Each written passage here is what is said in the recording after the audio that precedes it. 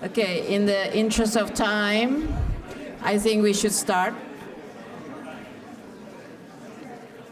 Okay, I'm not your MC, but I am here to kick off the next part of our Indonesia Update program.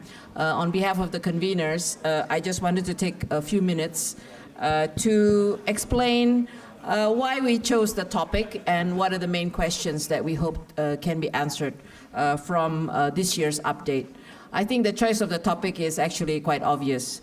We need to understand how Indonesia has to respond economically, politically, on its foreign policy and security issues on this so-called new world, or some of us call it the new normal. Many mentions have already been made about what is this new normal. It is about the retreat of advanced countries in the world economic and international order. So what do we do as developing countries or Asia? It's the anti-globalization, anti-immigration, increased protectionism trends, which are based on real or perceptions of whether there was equal benefits of globalization or not. So the issue of inequality.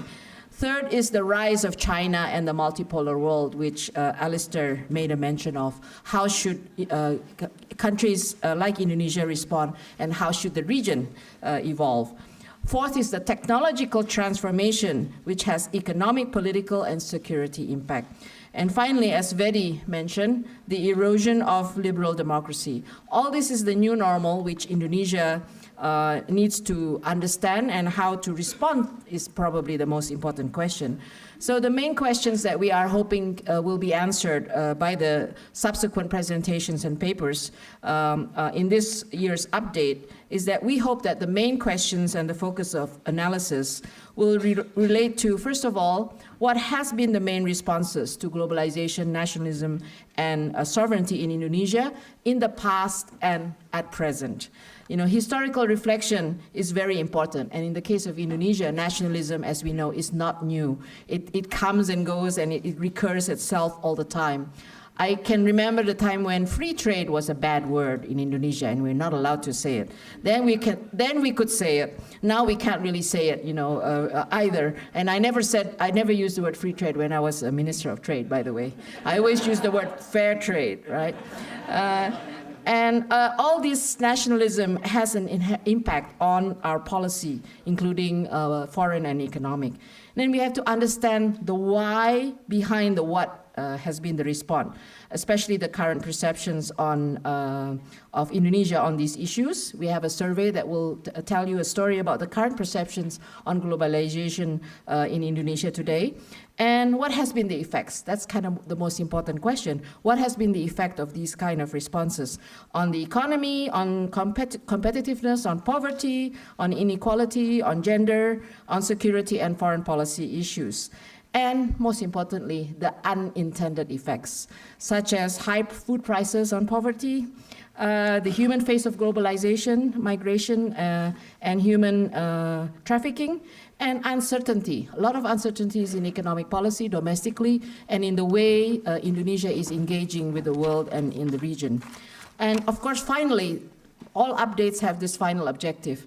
If we can have a better understanding of what's happening, we hopefully can have a more informed debate and dialogue that will hopefully come up with what should be the right responses and what direction we should take it.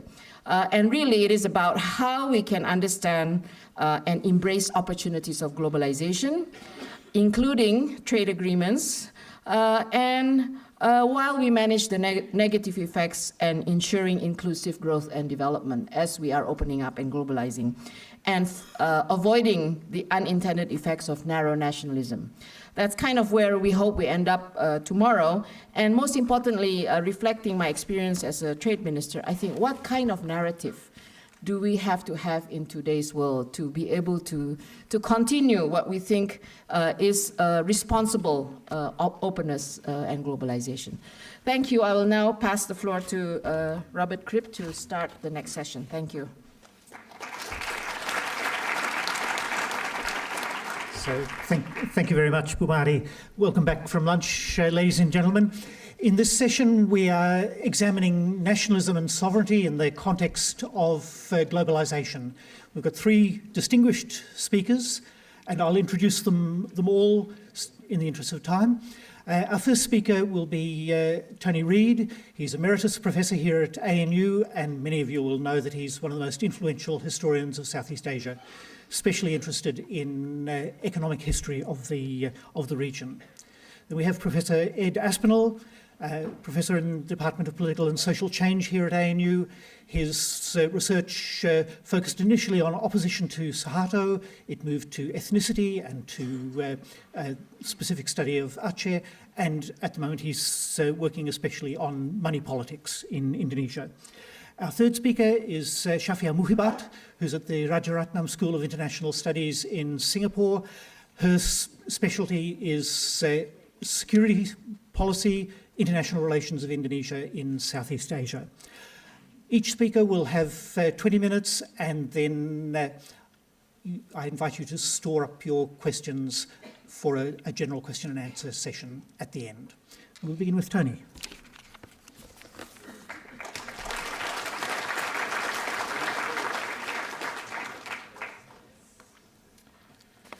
Thank you very much, Robert, and thank you to Acho and Mari and Dede to allow this little niche for the historians, a bit of decorative sleepy time perhaps, but I'm making it worse by not even having any visuals at all, so your sleep should be quite uninterrupted.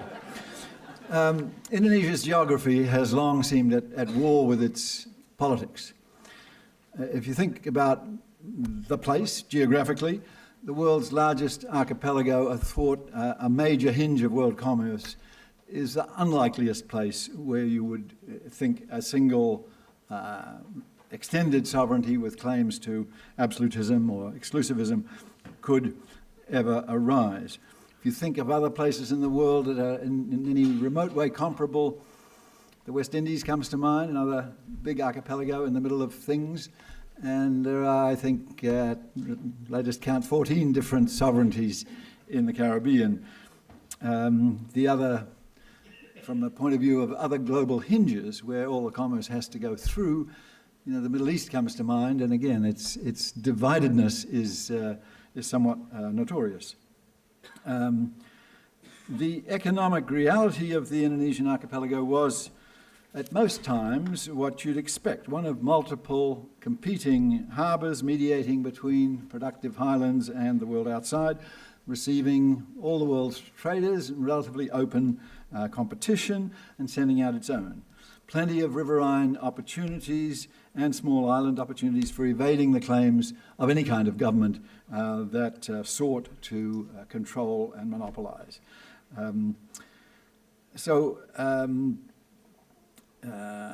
These sort of conditions, of course, gave it the reputation of being a nest of smugglers and pirates, which is what states call the people who evade its grasp. But somehow, despite that geography, the idea of a single sovereignty and of state monopoly of trade did develop deep roots in this archipelago, and I guess that's the story of Indonesia in a sense. The way I'm going to tell it is of two stages at which a strong state sovereignty was able to impose itself on commerce, reasonably profitably, if not dynamically, and each ended with the collapse of internal contradictions of these kind of monopolies and attempts at control, and a move towards a more normal, more dynamic but anarchic system of free trade. So I think we're in that third stage, which this conference is here to explore, when the contest is still ongoing. In general, the idea of monopoly generally came from foreigners. If you go far enough back, of course, you could think of Imperial China, which had the strange idea that you could only trade with China if you brought tribute, so only the states, the little barbarian states recognized as a tributary, could do it, and that's why Srivijaya had a kind of monopoly, and some other places around Southeast Asia. The beginnings go that far back, but the one we really want to focus on, of course, the one of great influence for what happened in Indonesia's longer-term history is the Dutch heritage. And this rests on the Dutch, not the Dutch disease, but the Dutch paradox. The Netherlands represented the most advanced capitalist economy of the 17th century world, when capitalism was being born, indeed. The Netherlands lived by trade, and the principle of free trade was very much in its interests, and it advocated that and fought for that in Europe. It's no accident that the great champion of free trade, the founder of, or one of the founders of international law and maritime law, Hugo de Groot, better known as Grotius, because of his Latin name, he wrote in Latin the famous book Mare Liberum, The Freedom of the Seas. This is what made Holland famous legally also for this great principle.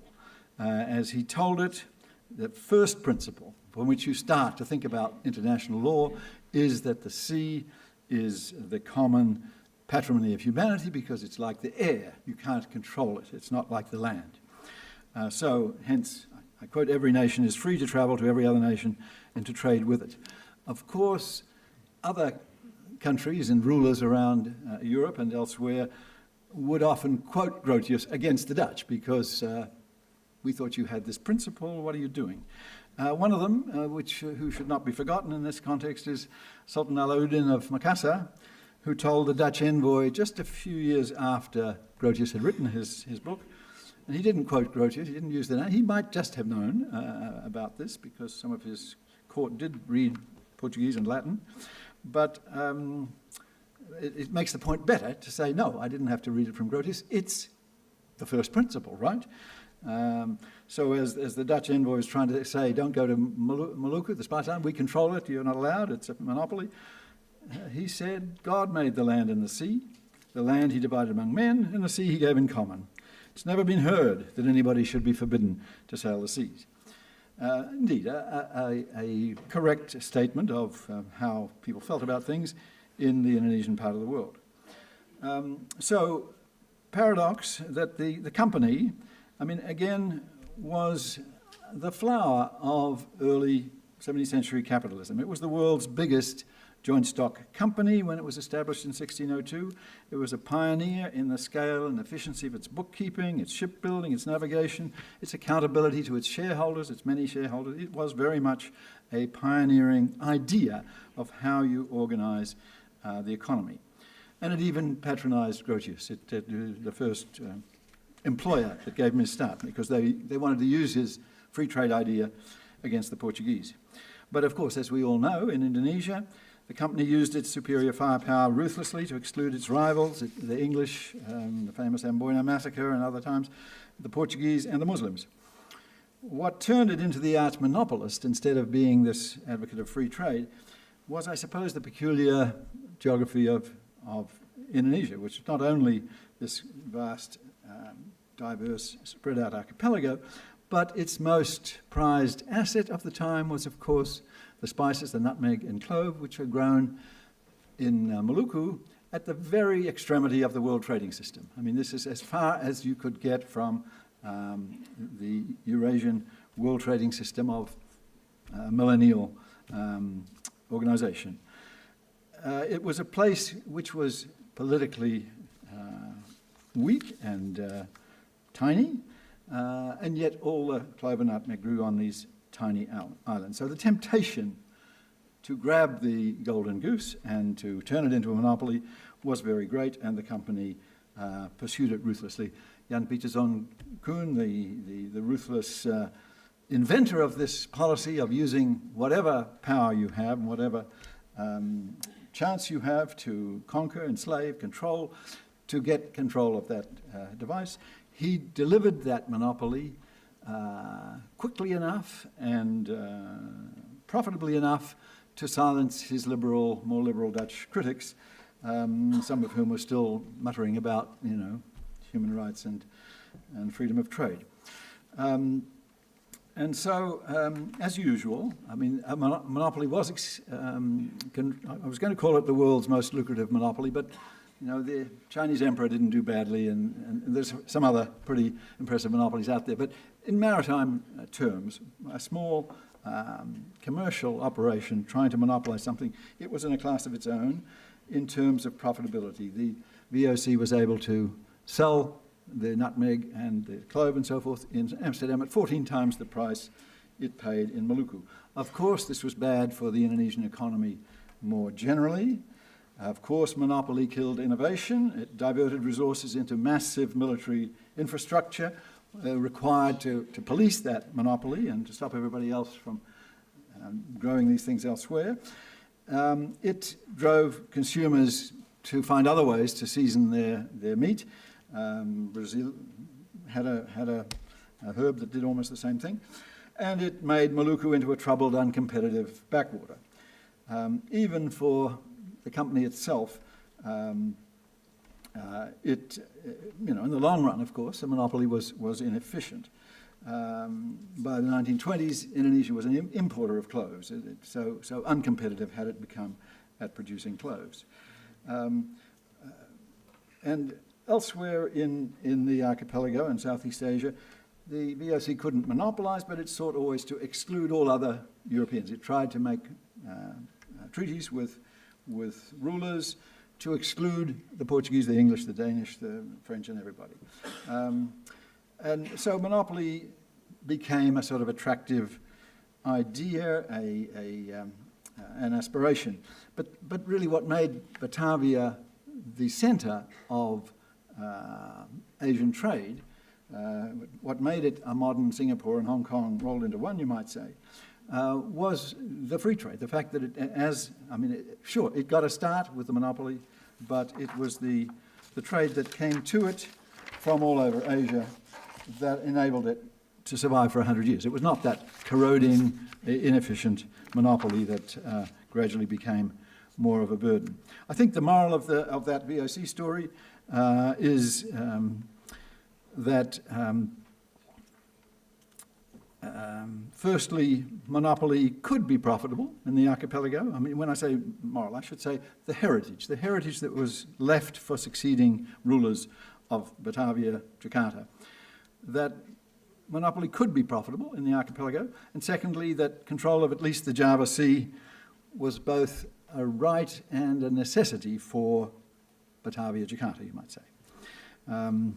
But as I say, that was a heritage created from a moment when Batavia really was the Queen of the East, the magnet that attracted trade. How was it going to play out when Batavia was weak and Jakarta was weak and tried to do the same thing? There was a return to normalcy, you might say, after about 1780, certainly during the Napoleonic Wars. It wasn't just that the Dutch, the VOC became weak and unable to defend itself, but that all kinds of free traders made the archipelago a very dynamic place in the period about the 50 years after 1780. It was also, it turns out, a much more profitable, much more economically dynamic time than what went before or what came afterwards. But it was, it tends to not be seen as a time of strong states. It isn't. It's a time of remarkable free trade. Americans, Chinese, country traders from the English and so forth. So when the Dutch were returned to the archipelago, returned to Batavia, let's say, in 1816, they were by then a minnow. They were entirely dependent militarily on the British, who had become the dominant naval power in the world, and in particular in Asia. The Netherlands, having just recovered from the Napoleonic Wars and occupation, was absolutely a minnow. And what's more, this dependence on Britain, which had decided we want a weak Holland to rule this area, was conditional on letting the British into the trade. The British were very committed. Yes, in the 1824 treaty they settled the deal. You're going to have, we're not going to interfere in what is now the boundaries of Indonesia, provided we get to have the trade. You don't hobble our trade. So how could they do it? And they did it, and I won't go into the detail, but the story of the next century and a half was one of really battling Singapore. the British, the weapon of Britain was this idea of free trade. Britain was a monopolist in India, but east of that it became the arch free trader, and was in a position to dominate the commerce of the archipelago. But the Dutch developed various devices to, in effect, use monopoly somewhat deviously. For example, they were allowed to charge the British double, no more than double what they charged Dutch importers and manufacturers, meaning to try to stop the British manufactured cottons controlling everything. They set up a company, a monopoly company, NHM. They charged the British 25%. They said they were charging Dutch imports 12.5%, but they took that and gave it to this monopoly company to subsidise textile production in the Netherlands. So it was very strategic use of monopoly. I think that's the moral of the story. Throughout most of the 19th century, in effect, Singapore was the capital of Indonesia commercially, and Batavia was struggling to establish its political control despite that fact.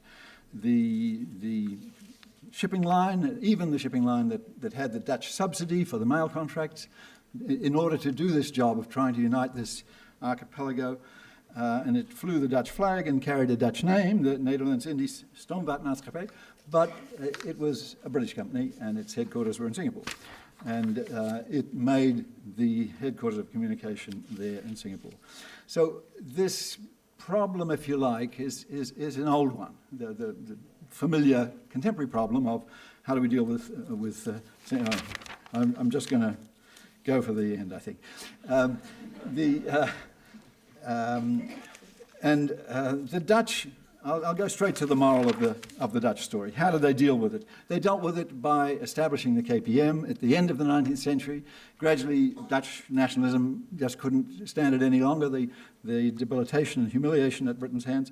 They decided they had to do something. They established the KPM, which in effect did deals. I mean, it tried to be a kind of monopolist, but it didn't work. Singapore shipping was just too strong. It, in the end, cut all kinds of deals to, in a sense, turn the competitors into vassals, as Ocampo puts it.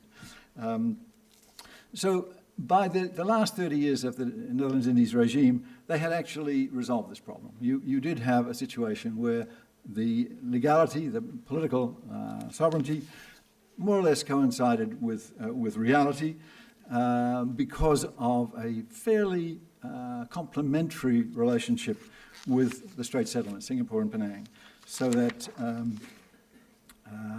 the deals were cut with the small Chinese merchant companies and the bigger British companies to not challenge the essential monopolies of Dutch sovereignty. This was, of course, broken down in 1940. From 1940 to about 1970, you had, again, a return to what you might call normalcy, meaning a chaotic but fairly dynamic situation where the rewards went to the risk takers, the smugglers.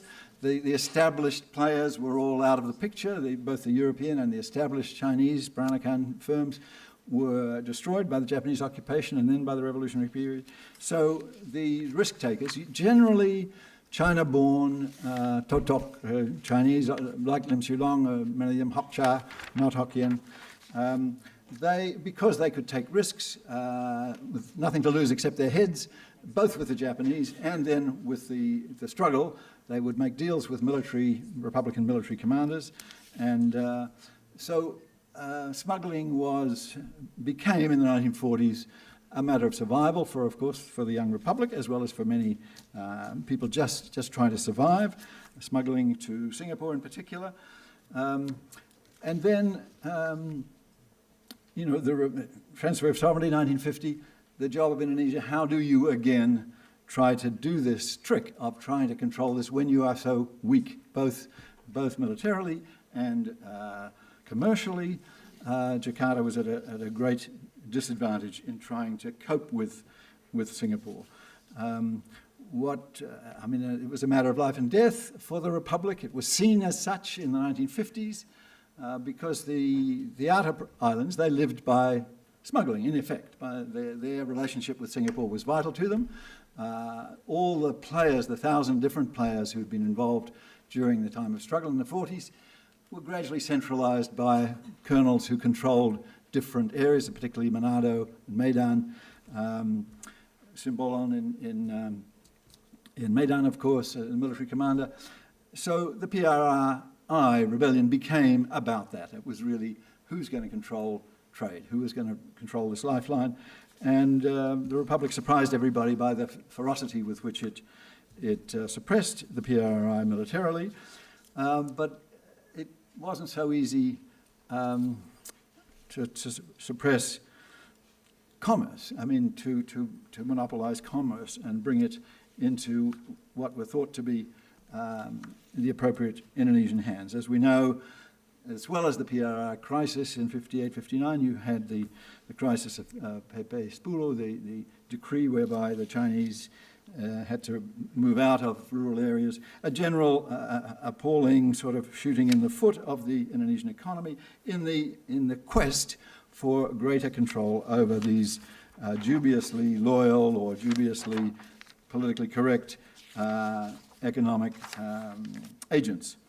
Well, to just go quickly to the conclusion, the problem remains. The long recovery from that extreme disjunction between economic reality and political sovereignty has been slow, and it hasn't always been as pragmatic as the earlier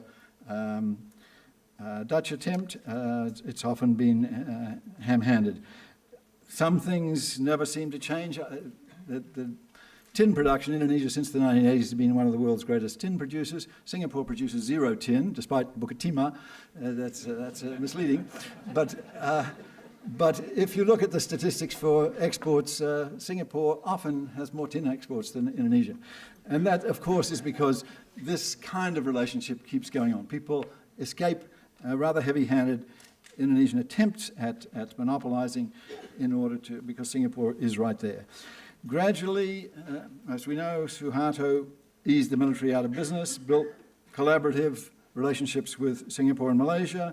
ASEAN helped, AFTA helped, the growth triangles helped a lot. Decentralization, in my book, was a huge step towards reality.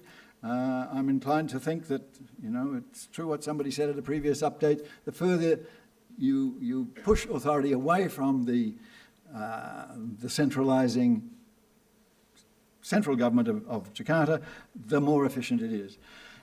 Yet monopolies and rent-seeking naturally remain alluring to businessmen and politicians.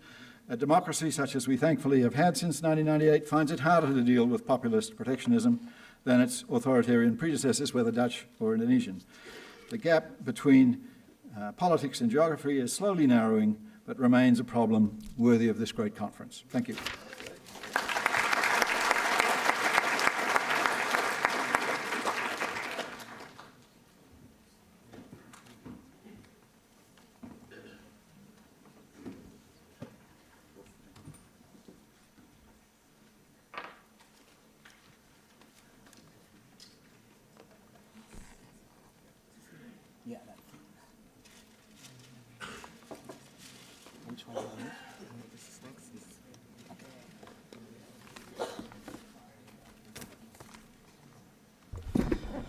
Okay, thank you. So I'm going to be talking about a new mood of belligerent nationalism that's become so obvious in Indonesia over the last decade or so.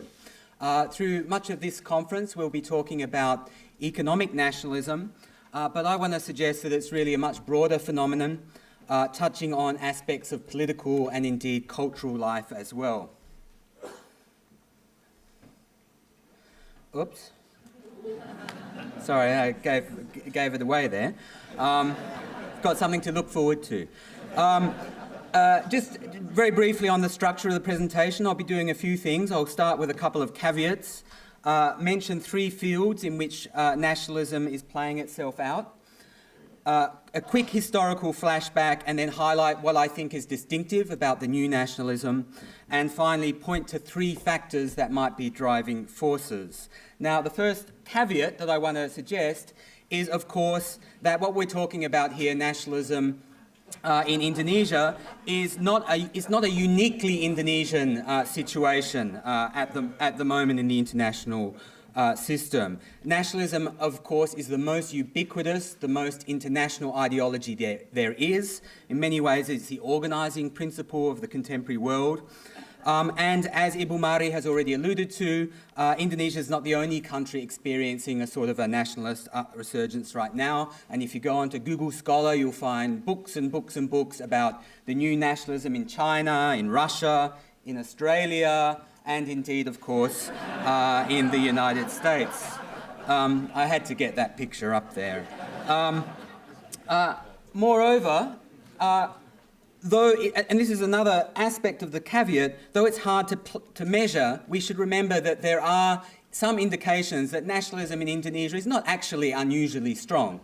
So this is a World Values Survey from about 10 years ago, so it's a bit outdated. But you can see Indonesia is the red bar there, and this is the question: how proud do you feel to be an Australian, an Indonesian, or whatever it is? And this is the people who answered proud or very proud. And you can see Indonesia's, first of all, everyone is very nationalistic, except for, I think it's the people from Hong Kong, Japan, and Taiwan. I don't know what's going on over there.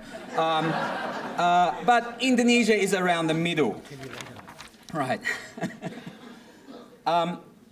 Interestingly, too, when you just look at the ones who say they're very proud, who answer that question very proud, Indonesia is actually rather on the low side. That's actually quite revealing and something we'll come back to. I don't know if you can read that, but for those who are interested, the most nationalistic country in the world by this measure is Ghana. So the point is, it's far from clear that Indonesia is unusually nationalistic. And so please remember that as I go forward and talk about Indonesian nationalism in this talk. That if I say some things that sound harsh, remember, we could be saying very similar things about Australia, the US, and so on. And I'm really going to be focusing more on some of the negative aspects of nationalism in this talk. So, kalau ada yang kurang berkenan, ya, minta maaf sebelumnya pokoknya. The other caveat I want to just give at the start is that nationalism is always Janus face. It always looks outwards to the international system. It's about asserting the national pride and sovereignty and so on in relationship to other countries. But it also has an inward-looking characteristic, which considers matters as what are the defining features of our nation, who's in, who's out, and so on. And as we already heard in the first session today, Indonesia, you know, this question about the internal nature of Indonesian nationalism is far from settled. In fact, it's been contested ever since the birth of Indonesian nationalism more than 100 years ago. In particular, this contest between the more Islamic version and the more pluralistic version. We see here some images from the Aksi Bela Islam late last year, where you can see the Islamic protesters laying claims to symbols of Indonesian nationalism. But we see on the other side as well, of course, their opponents doing exactly the same thing. I'm not going to be talking much about this internal characteristic or this inward-looking feature of nationalism in this talk. I'm really more interested in Indonesian nationalism that looks outwards. Okay, so for me, the big marker in the rise of the new nationalist mood in Indonesia was, of course, the 2014 election. I'm sure everyone remembers that Prabowo made these very stylized campaign events, very choreographed, and sort of borrowing from, well, the symbols, the historical symbols of Indonesian nationalism, or at least sort of what we imagine them to be these days. And he also made an extremely nationalist campaign. I'm sure everyone remembers all the stuff about Indonesia being a nation of slaves.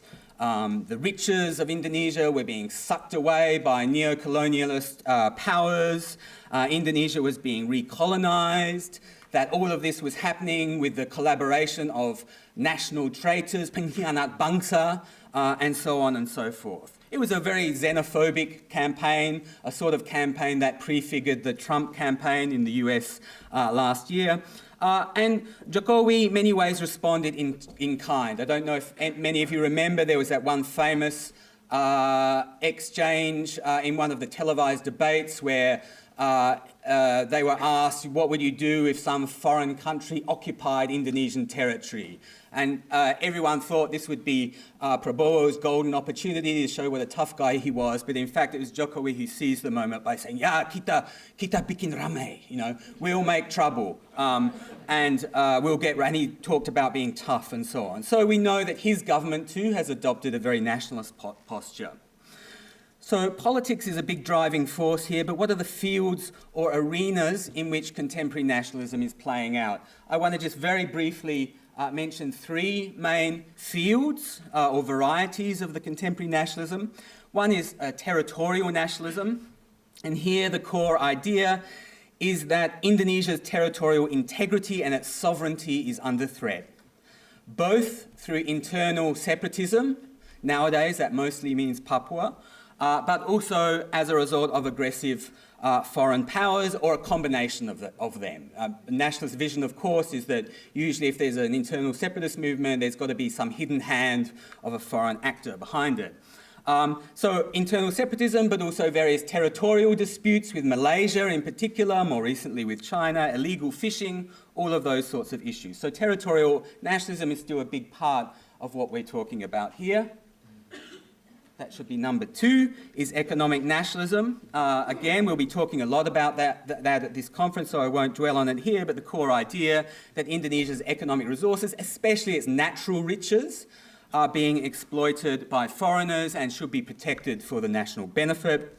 And thirdly, and this is quite important, I think, in recent times, this idea of cultural nationalism, the idea that Indonesia's cultural patrimony is at risk of being stolen or disrespected. I'm a native Indonesian, I'm not Malaysian. The vast bulk of conflicts here are with neighbouring countries, especially with Malaysia. The alleged cultural theft, there's been many cases of this over the last decade or so. There was a very infamous example when there was an advertisement for Visit Malaysia, which had the Balinese pendek dance showing on it, but also reog, various dances have been appropriate. Even Lumpia Semarang, I mean, it's even got the word Semarang in it, and those Malaysians, those perfidious Malaysians were trying to claim their own. So there's quite a lot of mobilisation as well on those sort of cultural issues. But how new is the new nationalism? And if we look at the literature on Russian nationalism, on Chinese nationalism and so on, that's the question that always gets asked, right? So what's really new here? I mean, and certainly as other people have said, I mean, Indonesia has always been defined, of course, by its nationalism. One feature, I think, of the current nationalism is that remarkably under-theorised. It's an ideology almost without ideologues. In earlier periods of Indonesian nationalism, you had almost nationalist philosophers, including Sukarno himself. We don't see that sort of intellectual production, I think, in the contemporary Indonesian nationalism. Now, of course, nationalism, the tenor of nationalism in a given epoch always reflects the logic of regime maintenance in that period. So under Sukarno, especially the late Sukarno period, we had this very militant, anti-imperialist nationalism, which at least in part has always classically been understood as a way in which he tried to project Indonesia's problems outwards, unite a highly divided polity, a polarising polity, by identifying foreign enemies, especially Malaysia, actually. A bit of a theme is emerging here. Under Suharto, Indonesia, of course, in many respects turned inwards, and much of the nationalist discourse in that period was really very transparently, in fact, about regime defence. You had all those UI professors and others writing at great length about the nature of Indonesia's Pancasila philosophy, the national personality, Indonesia as an organic state, an integralistic state, and so on. This idea that what Indonesians value was collective, these distinctive features of Indonesia that, as it happened, also happened to justify authoritarian rule. So in both cases, we see quite an elaborate attempts to propagate Indonesian nationalism in sometimes quite complex ideological and philosophical terms under both of those earlier regimes. Now, obviously now there's not a break with these past traditions of Indonesian nationalism. And in fact, what we get in the contemporary Indonesian nationalism is a sort of an endless recycling of symbols and sort of tropes from earlier periods. You just know if there's some controversy about Malaysia that some group somewhere is going to break out the bambu runcing and put the what do you call them, the ikatan kepala on, these sort of symbols of the revolutionary period. But it's really hard to pinpoint who or what could be called ideologues or theorists of the contemporary nationalism, and very few make a really explicit or elaborate intellectual case. Instead, it seems to me, at least, that a lot of the Indonesian nationalism is quite superficial in intellectual terms. And I think it's characterised, above all, by two key themes. So let me just tell you briefly what these are. First of all, a sense that Indonesia is threatened and beleaguered by hostile foreign forces. And a feeling of threat by foreigners that borders almost on a sort of a paranoid mindset. The key theme here is really this sense of threat. There are many examples we could give, but the obvious one is Armed Forces Commander Gatot, who for the last few years has been touring campuses and giving these lengthy speeches about how Indonesia faces what he calls a proxy war.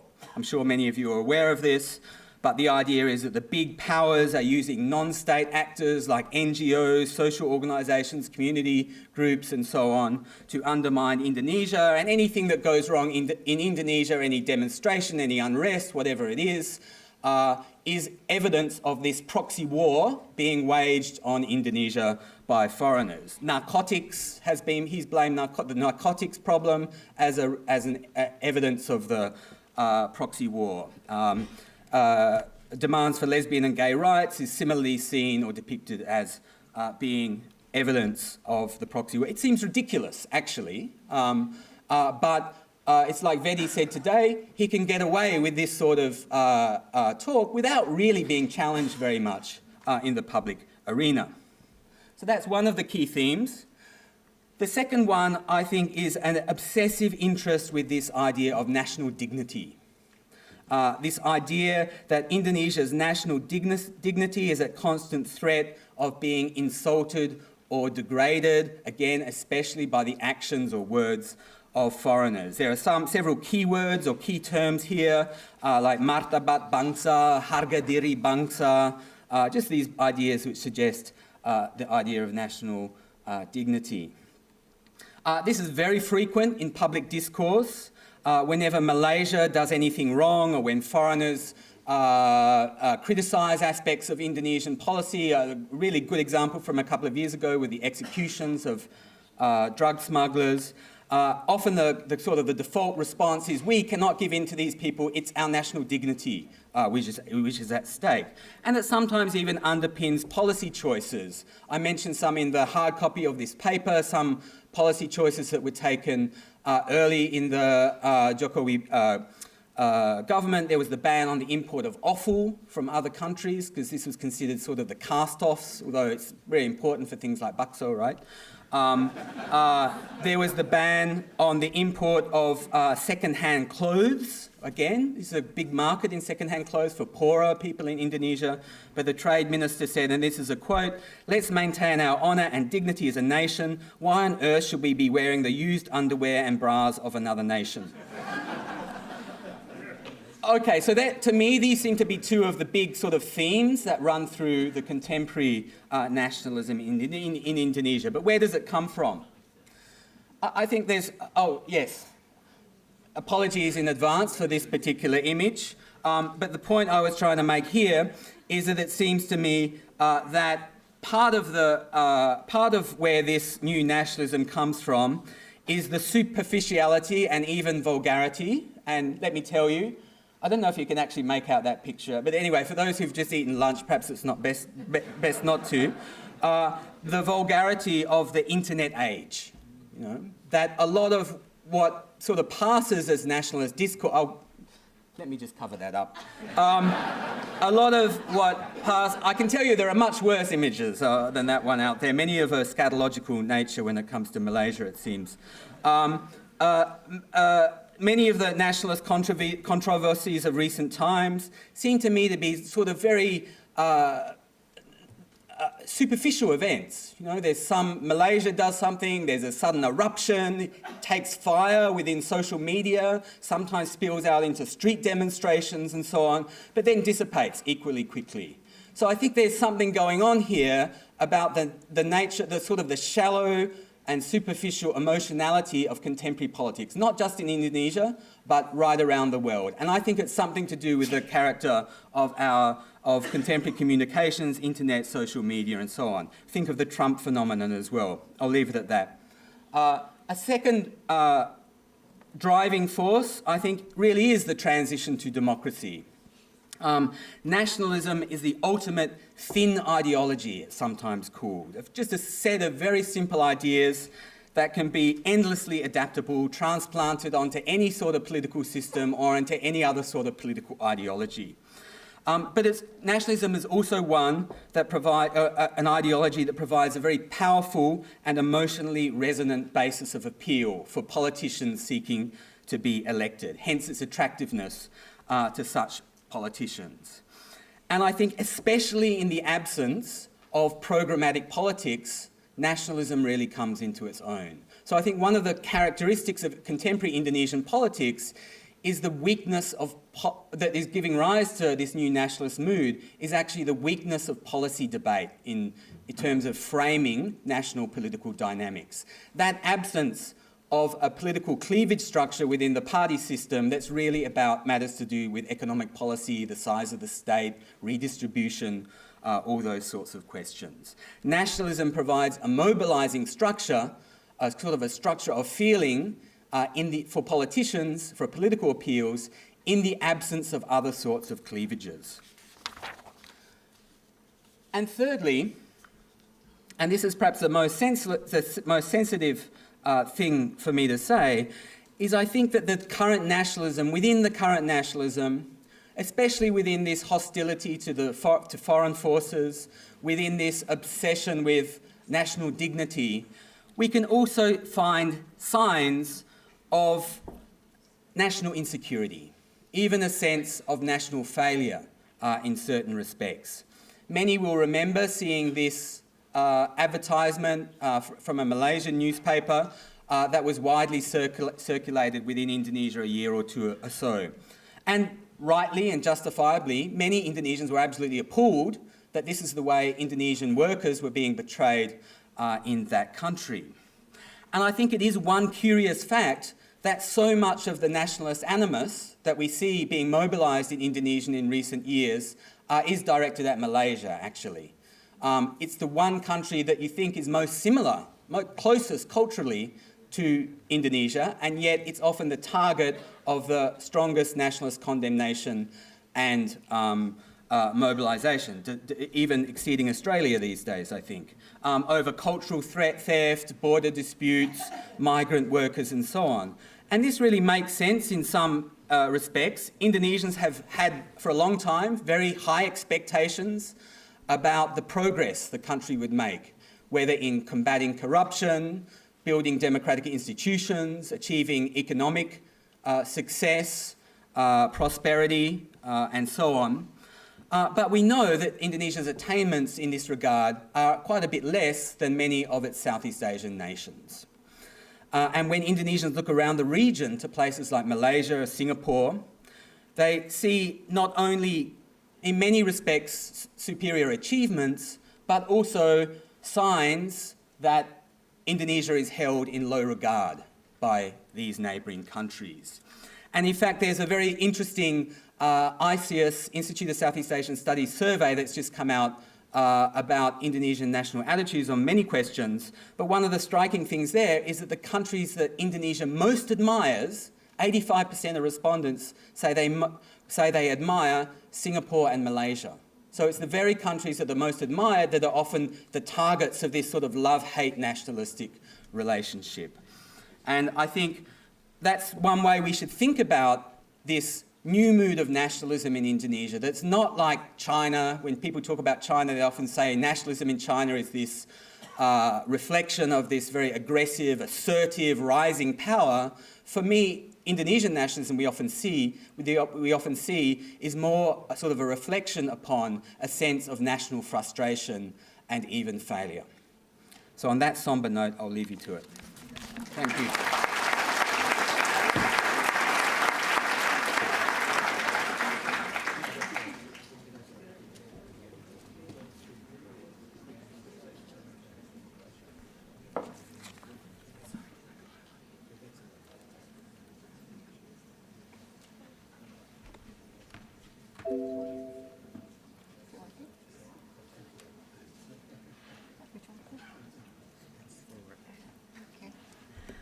Hello, good afternoon, everyone.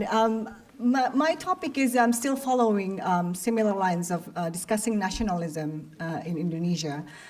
So following the two very distinguished speakers, I was asked to talk about South China Sea, interestingly. But I suppose South China Sea is a very interesting case of what I mentioned earlier, territorial nationalism, where it is a case where a foreign threat is seen as, challenging Indonesia's territorial integrity, challenging Indonesia's territorial sovereignty. And I guess, Indonesia has had several territorial disputes in the past. We mentioned Ambalat, Sipadan, Ligitan. But South China Sea is, completely another dimension. First, because it involves a regional superpower, of which, Indonesia is completely unparalleled to the capacity of China in this case.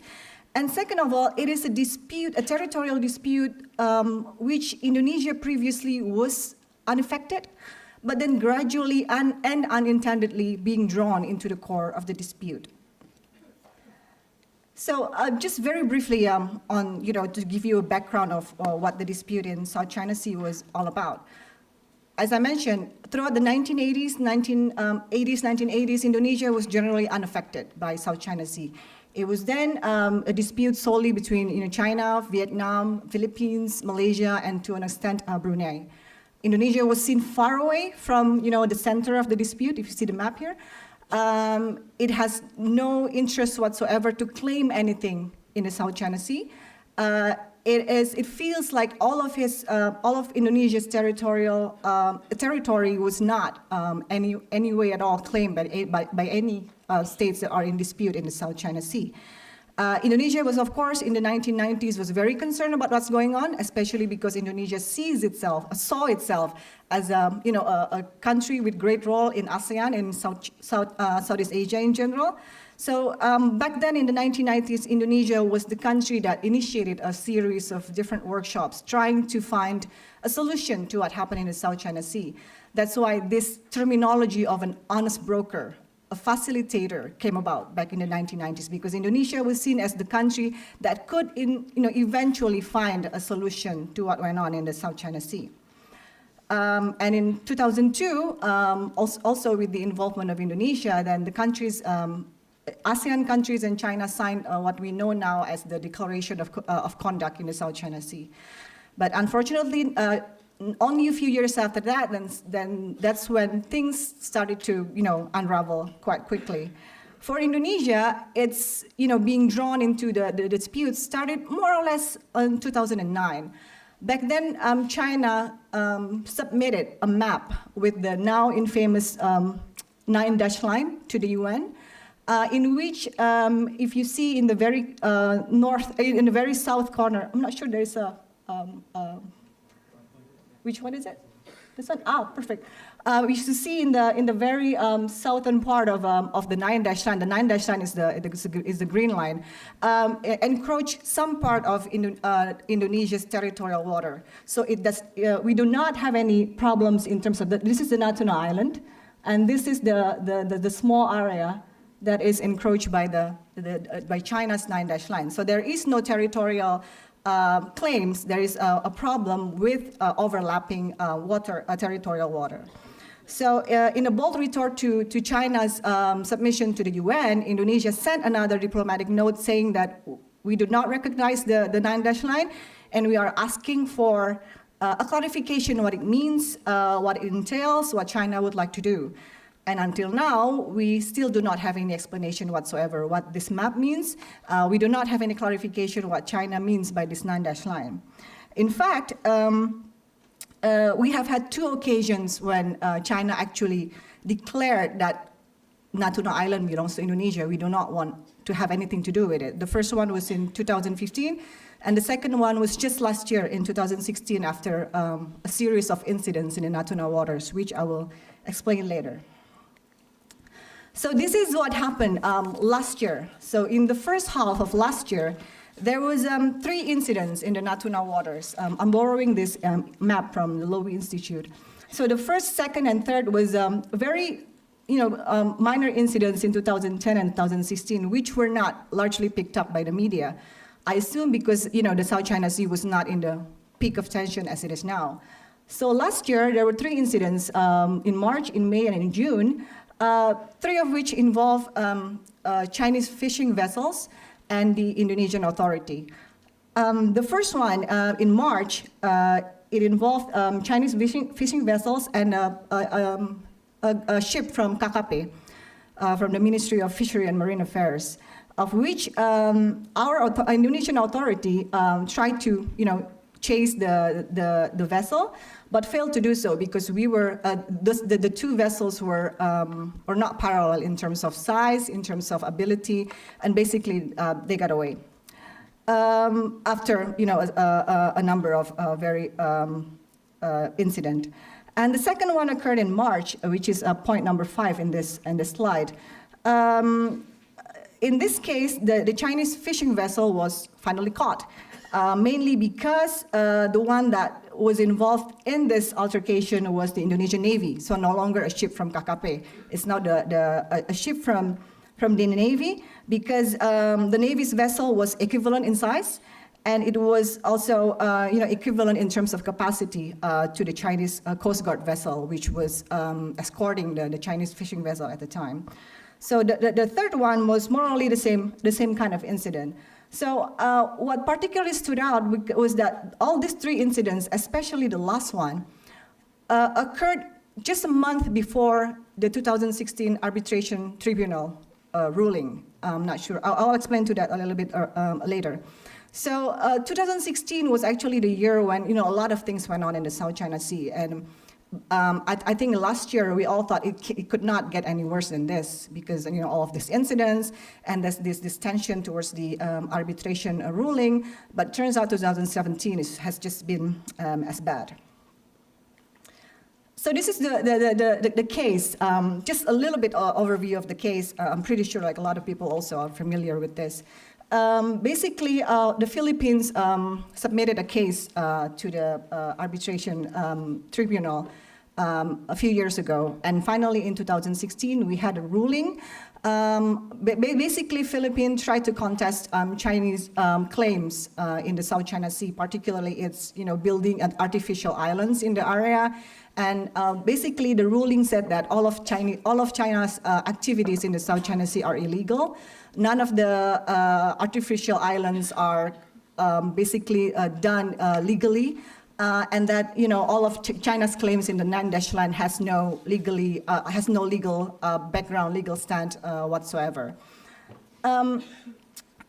That part aside, but I guess in Indonesia's case, at this particular arbitration ruling, was that how did Indonesia respond to this? That was one of the big questions that were raised before the ruling, and one of the questions that really raised the tension in Southeast Asia was that how are Southeast Asian states going to react to it, and how was ASEAN going to react to it? Because that would make a lot of difference, as this case was Philippines solely as a sole nation, as an individual nation, filing a case. But it wasn't very clear whether or not its Southeast Asian friends are supportive of this idea or not. And throughout this whole process, about a few months before the arbitration ruling, the date for the ruling to come out was announced. There was strong lobbying from the Chinese government throughout all levels, trying to lobby all Southeast Asian states not to make any comments, not to refer whatsoever to the result of the ruling. And to a certain extent, that really created a tension among Southeast Asian states, because then, ASEAN as an association is still comprised of 10 different countries, and all of these countries have different levels of interaction with China, have different levels of partnership with China, and of course would have a different standing when it comes to this particular ruling. So this is the year where ASEAN as an association was generally criticized, was generally questioned about its role, its its benefit for all of its members, and this is also the year where Indonesia's role in ASEAN, if there is still any, was greatly questioned. There are two pictures I put in this one. The first one is just the cover of the ruling itself. But the next one, I'm not sure you can see it. It's very small. I should have put it up a bit bigger. This is the response, if I could call it a response, quote unquote, an official response of Indonesia towards the ruling. It's uploaded in the Ministry of Foreign Affairs website. Basically, it has 2 points, and neither of these points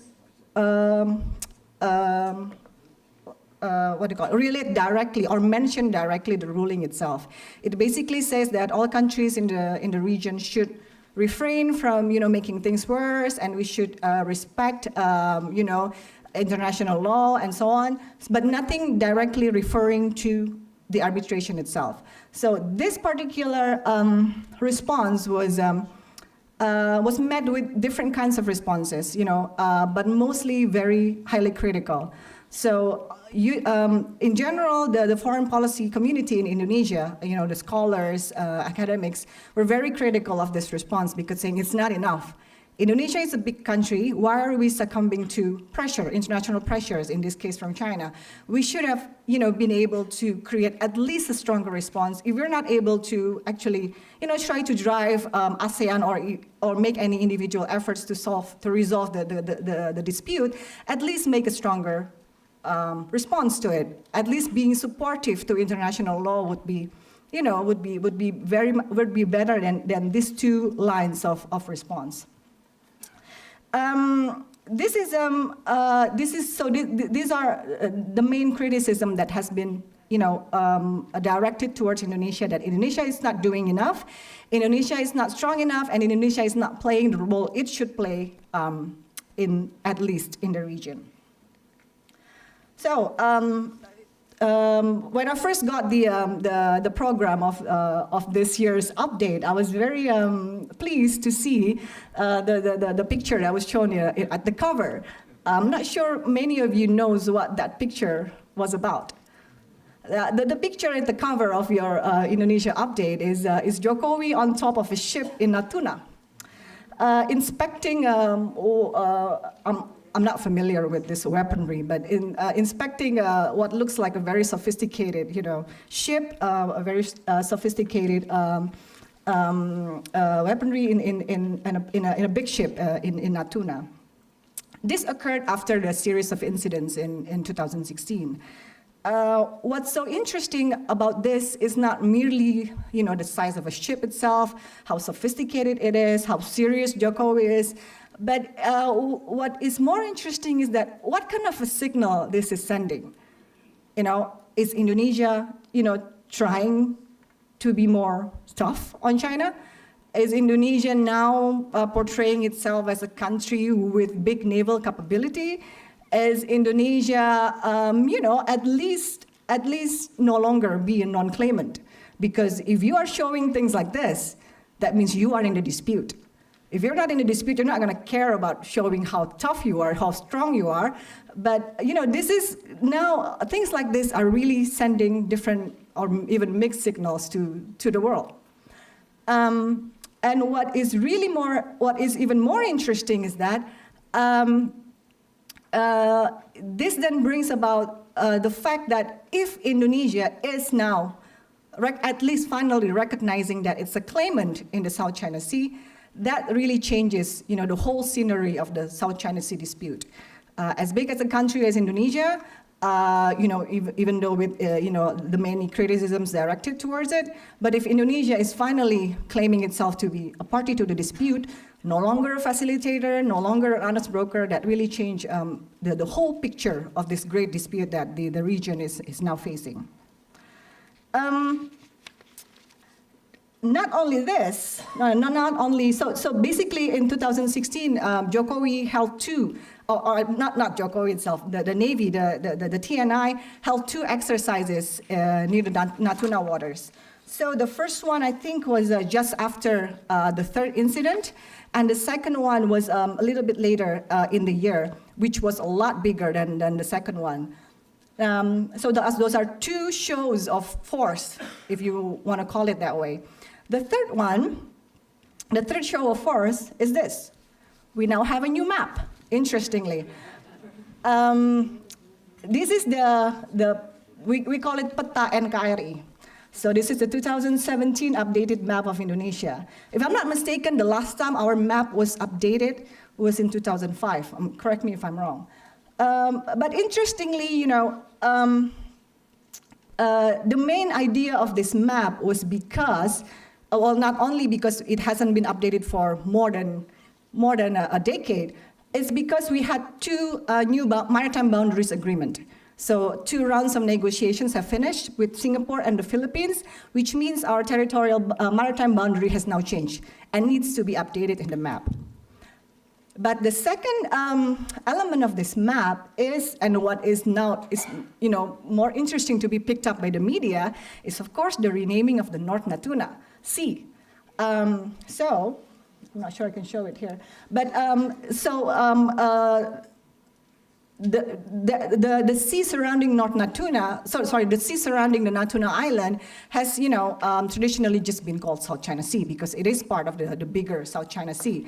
However, if you look at some of the, different maps, so this is an official map, but there are, what has been circling around was also unofficial maps, for different reasons. For example, oil companies would have a different map, and in this, map, they already call it the North Natuna Sea Block, the South Natuna Sea Block. So the name has been circling around, but this is the first time that the name itself has been, put into this map as a show. Again, this shows a signal. One can interpret this as a signal that Indonesia is now being tough. We're no longer calling it South China Sea; it's the North Natuna Sea. A disclaimer. I prepared this presentation about, 4 days ago, and I sent it to Acho. Turns out 2 days ago something happened. I will talk about this later, but let's stick to this map and how awesome it is for the time being. Now, talking back about ASEAN. So, if Indonesia is sending signals that it wants to have a tougher stance, it wants to, be a country that's not succumbing to, pressure from China. But so far, all of its efforts towards trying to manage the South China Sea has always been through ASEAN. Now, ASEAN, like I said, has faced a lot of criticism. The way that ASEAN is going is to push for what we call the Code of Conduct for the South China Sea. The progress has been the longest ever. As I said, the declaration was signed in 2002. Until now, we have made very little progress. Earlier this year, ASEAN finally had what they call a framework for the COC, which, to my understanding, is merely a list of bullet points with really nothing new in it. But, they are proud to say that they at least finished something. But I would advise against being too excited about whatever progress towards the South China Sea for Indonesia. But if you look at the official stance from the government, it seems that this is the route that they are still going to take, the route through ASEAN, the route to creating a code of conduct, God knows how long, but no signal that this will change in the near future. So I have mentioned about criticisms towards ASEAN. If ASEAN is not the way to go, then the question is, what is the way to go? If ASEAN is so messed up, if ASEAN centrality, unity is not there anymore, then why bother? But yeah, what are the other options? Other options, at least there are two, of course. First is unilateral action. Now, back to the map. The map was seen as a part of a kind of unilateral action done by Indonesia to at least have a stronger say in the dispute. But then again, the second option is working with major states. There has been, ideas about Indonesia working with Australia, for example, as the two big non-claimant states working together, trying to manage the issue, or working together with the U.S., or working together with Japan, who has been, contributing a lot of capacity-building programs in the region. But aside from this, none of them still seem to work. Back to the map. What I mentioned about what happened 2 days ago. So the map was issued in 14th of July.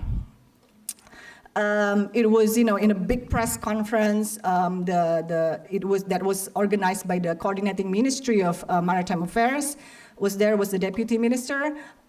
It was said that and this map represents the current situation in Indonesia and so on and so forth. And the reasons behind it, and basically it was endorsed by 21 ministries and agencies in Indonesia. The media, of course, wanted to know what the response from China is, so they basically, tried to get a response. So a Chinese spokesperson from China's foreign ministry then gave a very brief response saying that, China is not too happy, why is Indonesia doing it? So basically that. So what went on in the media was trying to get some comments from, politicians, and basically every single one in Indonesia that was interviewed said, it's good, we should stand, strong against China. Do not be scared about whatever China is threatening, that we are, this is a good move. We all support the renaming of the North Natuna Sea. So on the 25th of August, then came a diplomatic note from the Chinese embassy in Jakarta, which was a lot stronger than merely a comment. I quote here what it says. The China-Indonesia relationship is developing in a healthy and stable way, and the South China Sea dispute is progressing well. Indonesia's unilateral name-changing actions are not conducive to maintaining this excellent situation. Ooh. So basically, there is a threat there that if you want to maintain these excellent bilateral relations, you might want to consider the whole renaming of the sea. And second of all, the note actually finally acknowledged that according to China, there is a maritime claims overlaps in the area, which means this is now another dimension of dispute that's going on in the South China Sea. Now, that was 25th of August. What happened 2 days ago, 13th of September? Suddenly, during a round of press conference, the coordinating minister for maritime affairs said that, you know what, I never endorsed the map. Who signed it? Yes, there was a discourse to rename the North Natuna Sea, but we never said yes. Okay, so, to a lot of people, I remember earlier, Pak Raden Pardede made a matrix of, tough bureaucracy in the economic packages. I'm not going to try to make something similar to that to the maritime industry, maritime policy. You can blame the difficult bureaucracy in making a policy in Indonesia, but to me, seeing from another perspective, it's actually sending signals that we are succumbing to external pressure. It's only been 2 days. I have not really, read the news well enough to know what are the responses, from the Indonesian people in general, from other people in the government to Pak Luhut's comments. But I think it really then, puts this option of unilateral action out of my list. Because definitely we cannot have a unilateral action if we are succumbing to pressure just from a very harsh note, diplomatic note from the Chinese embassy. I'm not sure what other options are there, but looks like we're stuck with ASEAN. I will end my presentation right there. Thank you so much.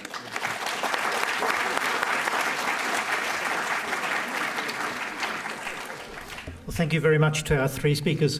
We've got about a quarter of an hour for comments and questions. So I'll take one there and one here.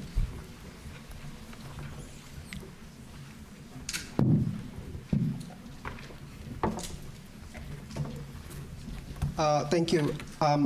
Christian Supriyanto from ANU.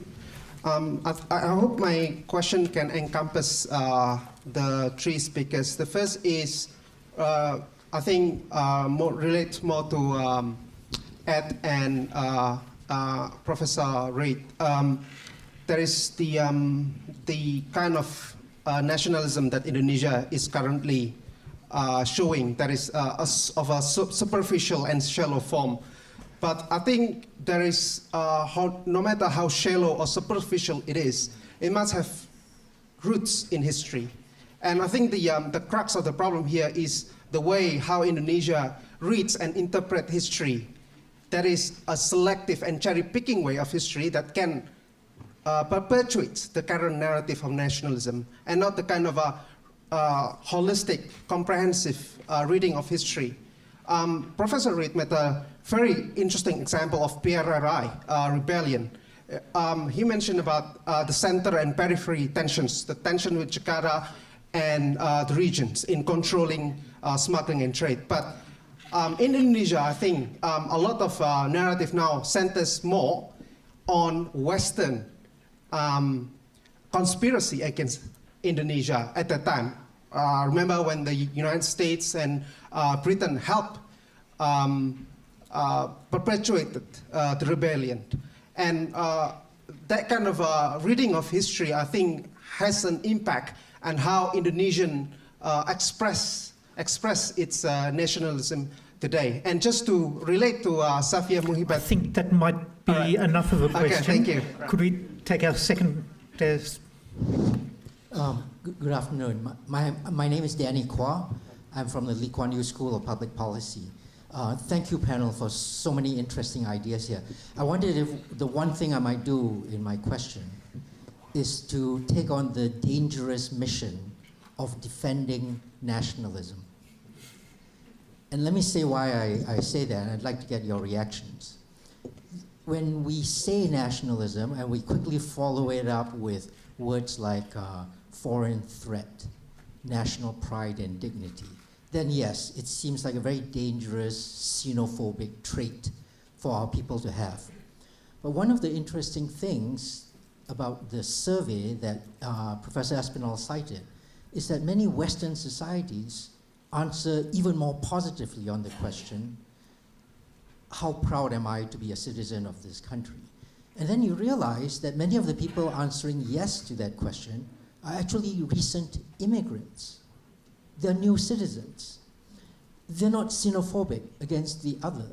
And the things they take pride in being a national of Great Britain or the United States, the set of liberal values, openness, democracy, that people have a voice in how the government evolves, that society is a melting pot. Now, all that changed, of course, with Brexit and Trump. But there are many reasons to be proud of a nationalism that is encompassing in that way. And I think if the whole world were nationalist in that way, I would be quite hopeful and optimistic for the world. Thank you. I think it's probably Ed to begin with. Do you have a... Well, I mean, I can answer pretty briefly, in fact, because I agree with both of the propositions advanced by those who ask questions. Firstly, does contemporary nationalism involve a superficial and selective reading of history? And the answer, I would say, is yes, but such is very often the case with nationalism, and the construction of national myths, in fact, is not only about the selective memorialisation or memories of past history, but also about selective forgetting. And there are many things in Indonesia's national history which have not only been selectively remembered, but many which have been selectively forgotten and or not really grappled with historically. Even in recent history, for example, I think it remains a problem for Indonesia, for example, as a nation, that it's never really come to grips with the East Timor story, and you don't get much really honest discussion of that within Indonesia, but instead we have this development of a whole new set of national myths about how Indonesia was treacherously betrayed by foreign countries. With regard to Danny Kwa's comment about the possibilities of positive nationalism, I would totally agree with that. And in fact, there's a big literature on this in the political science literature on nationalism. It's sometimes called, we hear these terms of like civic rather than ethnic nationalism, patriotism versus nationalism, and so on.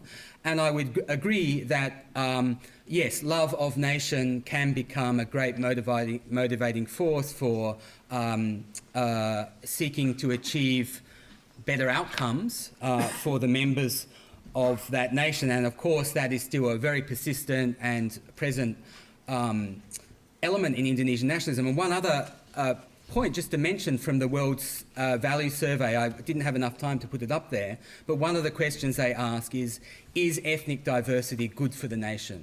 And Indonesia is right off the scale compared to most countries from around the world. Yes or no? Yes. Yeah.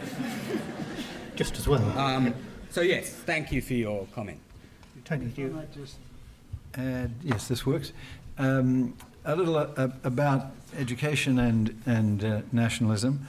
I think, like Danny, of course there is a positive to the kind of very nationalist education which I associated, especially with post-revolutionary countries where, the past is in a sense devalued, and, we're going to make a new start, invent a new Bangsa Indonesia, which never happened before. China and Indonesia have this in common. They both have a very simplistic,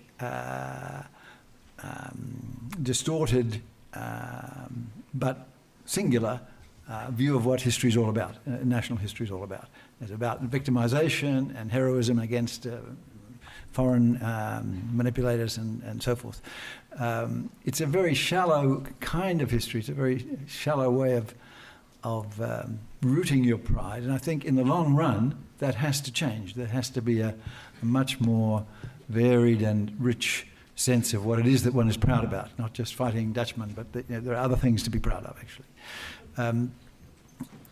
But it's what, one of the dangers, it can help, it has created, that kind of uniform education system has created a new Orang Indonesia that never was there before. People are now Indonesians because of that heavily centralized, singular interpretation of what the nation's about.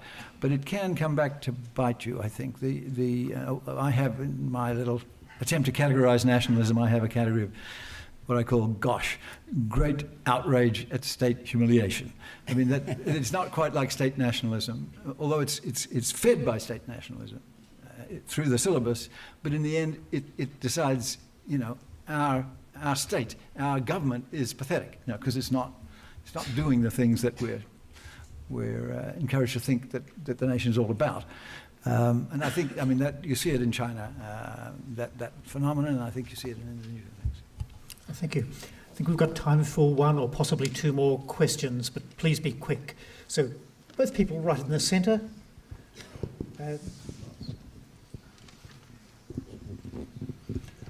I'm sorry, we are very close to the end of time. Thank you very much, Titi Anas, President Indonesia. My question is for PVV. I'm a bit confused with the renaming of the South China Sea.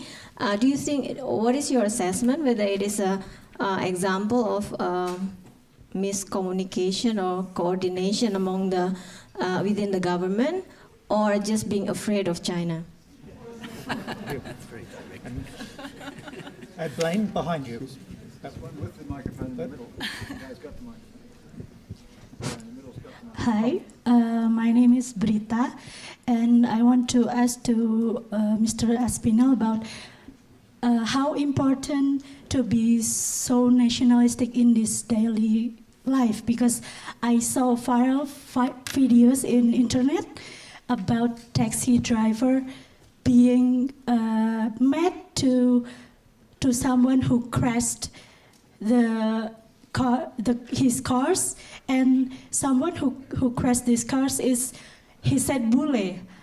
I'm not afraid with bule, and I really interested to ask how important to be a nationalistic in a daily life. And my second question is, what do you think about? I think only one question. I'm sorry. Yeah. Okay, just it's linked with the Bela Negara program in Jokowi's regime. What do you think about that? You can choose which one do you.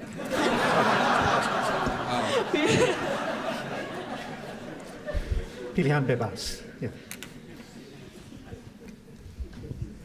Okay, that was a very direct question. I'm not too sure about miscommunication, but what I have to emphasize is that the maritime affairs is a very complex issue in general, not only Indonesia, because it involves things from shipping, navy, tourism, and all these kinds of mess that, no one is sort of like know how to coordinate any of them. So, and I think in this regard, even the coordinating ministry for maritime affairs is new. It's just been established in the Jokowi era. And a lot of the mandates are still very confusing, which of which are supposed to cover what, supposed to be in charge of what. And I think this is one of the reasons why we just had the national ocean policy. But I guess to answer your question, it could be a little bit of both. It could be a little both. It could be a miscommunication, a miscoordination. But what is interesting is that because during the press conference, it was emphasized that this map was endorsed by 21 ministries and agencies. And what's also interesting because Pak Luhut's comments mentioned that I never signed that. My question is that who is supposed to sign a map? Because traditionally, we have an agency called the Geospatial Information Agency, which is in charge of the surveying, the mapping, and the toponyms. Although it's for islands usually, I'm not too sure about seas. But this is the agency who has traditionally been in charge of this, and this is the agency who was part of the launching of the map. So I'm not too sure whether it's miscommunication or who is in charge in this. But for me, when the map was launched, it seems legit. It seems legal, and all of the requirements are already met back then. So that's one. But I guess what I can't answer your concern about whether it's being the fear of China. But the problem is that is the signal that this whole situation is sending, that we are succumbing to external pressure. Thanks. So with regard to the question about how nationalism structures daily life, I mean, it's quite an interesting question, but I guess the answer is really similar to some of the discussion we had earlier about it really depends about what sort of nationalism. I mean, if the nationalism you experience in daily life is as an Indonesian, you leave the country and you really crave, I don't know, Indomie or something, and eating Indomie makes you feel great and nostalgic, I would say, great, go for it. But and I don't exactly know the incident with the taxi driver and the bule you were referring to, but if the nationalism you're experiencing in daily life means that if you have a car accident and you're meaner to the bule than you would be to an Indonesian, yeah, I would say that doesn't sound very healthy. And of course, as a bule, I wouldn't like you to do that. So, I mean, it really depends. Are we talking about a belligerent ethnic nationalism, which is about drawing divisions between people, or that sort of more generalized sense of national pride we were discussing earlier? Well, thanks very much. Ladies and gentlemen, we could keep going for at least half an hour, but if we miss out on afternoon tea, we won't have the energy for the next exciting session. So please join me in thanking our speakers.